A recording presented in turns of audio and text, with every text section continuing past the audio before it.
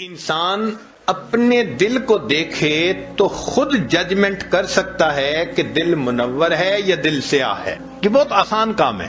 ضروری نہیں کہ ڈاکٹر کے پاس جائیں گے تو ڈاکٹر بتائے گا. اس کا لٹمس ٹیسٹ ہم خود بھی کر سکتے ہیں. مثلا دل سیاہ ہونے کی علامتیں: پہلی بات، گناہ کی جھجک ختم ہو جاتی ہے. بیوی پوچھتی ہے دیر سے کیوں آتے ہیں؟ بس میں آتا ہوں، میرا کام ہے. تم کیوں پوچھتی ہو؟ تمہارا کیا واسطہ ہے؟ وہ جو ایک جھجک ہوتی ہے نا دل میں، وہ ختم. اچھا کوئی کیا کر لے گا؟ بیٹا کہتے ہیں ابو کو پتہ بھی چل گیا کیا ہو جائے گا. یہ جو جھجک کا ختم ہو جانا ہے، یہ پہلی نشانی ہوتی ہے دل کے سیاہ ہونے کی. اچھا کوئی میرا کیا بگاڑ لے گا؟ پہلے سکرین پہ کوئی ایسی شکل دیکھنے کے ڈرتا تھا، اور اب فیس بک کے اوپر تعلقات بنائے ہوئے ہیں اور ڈر بھی نہیں ہے کسی کا، اکاؤنٹ بھی کھولا ہوا ہے. تو جھجک کا ختم ہو جانا یہ پہلی نشانی ہے کہ انسان کا دل سیاہ ہو چکا. دوسری بات، نیکی کا بوجھل محسوس ہونا.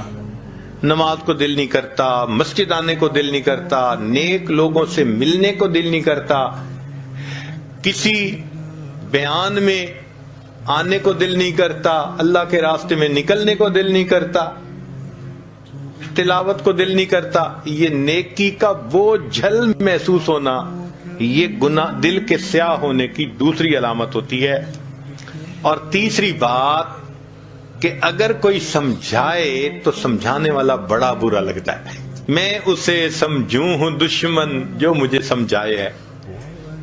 کہتے مجھے سمجھاتے کیوں ہیں؟ ماں باپ کیوں سمجھاتے ہیں؟ خامد کہتے ہیں بیوی کیوں مجھے ہر وقت یہ باتیں کرتی رہتی ہے؟ بیوی کہتی ہے خامد مجھے کیوں سمجھاتا ہے؟ بھئی جو سمجھا رہا ہے وہ تو خیر خواہ ہے، مگر دل جب سیاہ ہوتا ہے تو خیر خواہ بدخواہ نظر آ رہا ہوتا ہے. تو یہ تین علامات ہیں دل کے سیاہ ہونے کی، اور تین ہی علامات ہیں دل کے منور ہونے کی. پہلی علامت چہرے پہ نور ہونا.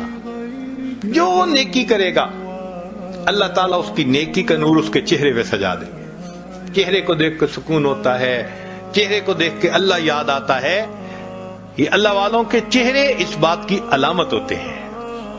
فرمایا میرے بندے جتنا چاہے چھپ کر میری عبادت کر، میں تیری عبادت کے نور کو تیرے چہرے پہ سجا دوں گا. یہ اللہ نے میک اپ کر دیا ہوتا ہے ان کا.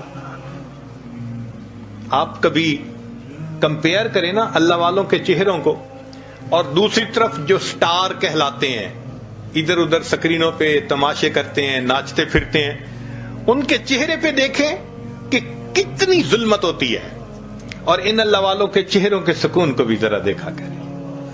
فرق واضح نظر آتا ہے. چہرے پہ نور ہونا، اور دوسری بات ان کے دل میں سرور ہوتا ہے.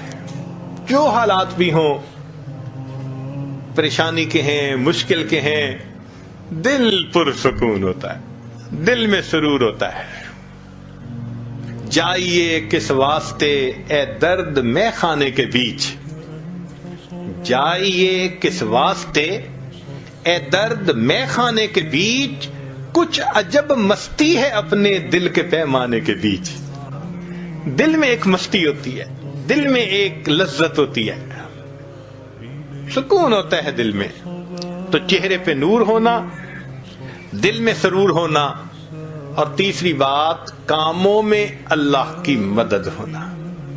جو کام کرنا ہوتا ہے اللہ کڑیاں جوڑتے ہیں، خود بخود قدرت کی طرف سے سبب بنتے چلے جاتے ہیں.